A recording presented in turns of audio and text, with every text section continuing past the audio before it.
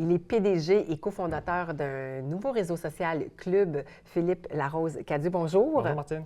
Alors, l'année passée, vous fêtez votre première année d'un nouveau réseau social Club. Dites-nous, d'où ça part l'idée de vouloir partir ça? C'est parti vraiment d'une volonté d'offrir un outil en réponse aux tarifs qui ont été émis par l'administration américaine de Donald Trump en février dernier. Donc, à ce moment-là, on avait beaucoup, nous, de clients avec qui on travaillait qui revendiquaient un peu l'achat local sur des réseaux sociaux qui étaient 100% américains ou étrangers. Donc, on s'est posé la question, est-ce qu'on est capable, nous, est-ce qu'il existe une solution ici québécoise qu'on est capable d'offrir aux PME qui veulent revendiquer leurs valeurs, dans le fond?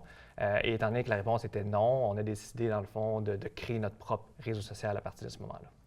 Donc, c'est un projet très ambitieux, mais qui est quand même très prometteur et vous êtes très satisfait de l'année que vous venez de passer. Oui, c'est très ambitieux. On s'appuie sur des technologies ouvertes, donc des solutions qui existent déjà qu'on a adaptées, dans le fond, à la réalité du Québec, à la réalité de nos clients à nous, mais évidemment de soutenir toute l'infrastructure technologique pour avoir des millions d'utilisateurs quotidiennement. C'est très difficile on pourrait dire, à soutenir, à venir financer. Et à déployer, oui, c'est ça. Parce que de vouloir avoir l'idée de le concevoir et de le déployer, c'est un peu...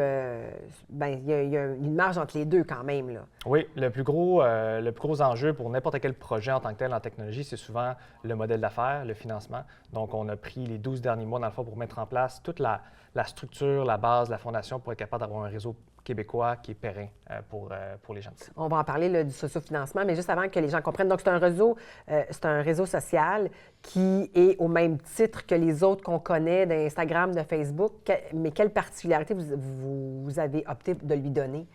Mais nous, on se concentre vraiment sur l'information locale. On le sait que sur les plateformes de Meta, suite à la loi C-18, les médias ne peuvent plus publier de contenu journalistique ou médiatique. Donc, nous, on offre une solution. On ne veut pas dire qu'on est meilleur, mais le produit qu'on offre, on vraiment se concentre sur l'information parce que c'est quelque chose qu'on n'est pas capable d'aller chercher dans les autres plateformes. Donc, en termes de produits comme tel, ça ressemble beaucoup à ce que Facebook était au tout début ou ce que Twitter était. Et la plus grosse différence, c'est que dans Club, il n'y a pas d'algorithme. Donc, ce n'est pas nous qui proposons du contenu aux utilisateurs qui utilisent l'application.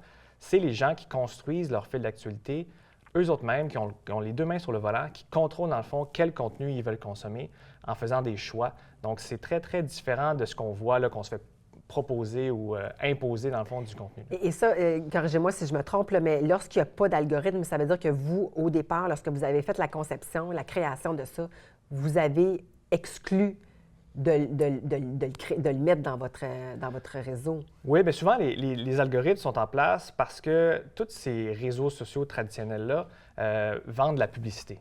Nous, chez nous, il n'y a pas de publicité. Donc, les algorithmes sont faits pour être capables, pour que Facebook, Instagram, TikTok puissent éventuellement vendre de la publicité parce qu'ils sont capables d'insérer leur contenu dans le fil d'actualité. Donc, nous, c'est un fil d'actualité qui est chronologique.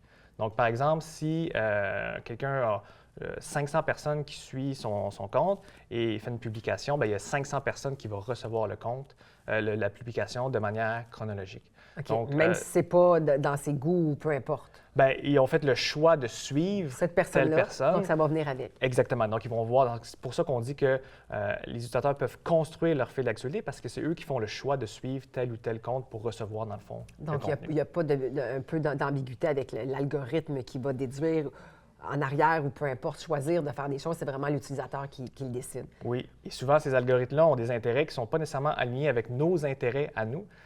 Donc, par exemple, ils vont proposer du contenu qui va garder les gens actifs sur la plateforme parce qu'eux vendent, dans le fond, de l'attention, ils vendent des yeux là, pour les publicités.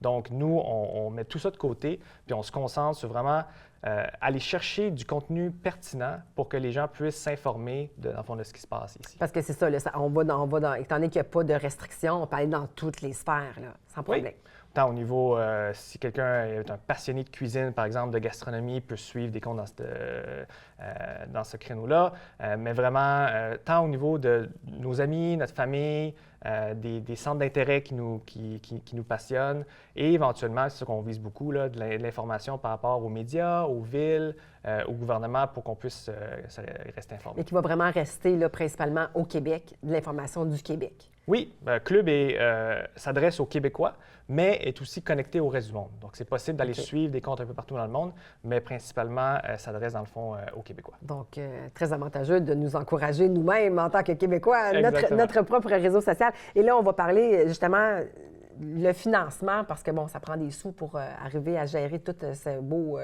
club-là. Vous en arrivez comment, là, au niveau parce que vous faites du sociofinancement? Tout à fait. Dans le fond, on a passé, comme je disais, les 12 derniers mois à mettre les bases pour être capable justement d'avoir un réseau périn. Donc, on a migré toute notre infrastructure ici au Québec. Donc, nos serveurs sont ici au Québec. On a mis en place l'équipe, les partenariats. Et là, dans le fond, on vient de lancer nos campagnes de sociofinancement pour venir financer des chaînes d'information régionales dans toutes les régions du Québec. OK. Et les gens peuvent aider en donnant des dons? Oui. Le but, dans le fond, d'une chaîne d'information, c'est d'avoir un fil d'actualité qui est dédié à chacune des régions. Donc, par exemple, la région de Laval, la région du Grand Montréal, l'Abitibi-Témiscamingue, Côte-Nord. Il y a 17 campagnes de sociofinancement qui sont faites en ce moment pour que les citoyens, les entreprises, les membres du gouvernement, dans chacune de ces différentes régions-là, puissent venir financer la chaîne pour qu'on puisse l'intégrer dans nos applications mobiles, qu'on puisse aller recruter des médias, des organisations et éventuellement qu'on fasse l'événement de lancement qui va avoir lieu physiquement dans la région. Génial. Et puis, il y a M. Jean-René Auger, qui est fondateur aussi d'AppWap, qui s'est joint à l'équipe aussi. Oui. Et de ça, ça vous donne un plus qui va vous aider énormément. Bien, il apporte une grande expertise technique au projet. Et évidemment, on a beaucoup d'ambition, on a beaucoup de projets à amener.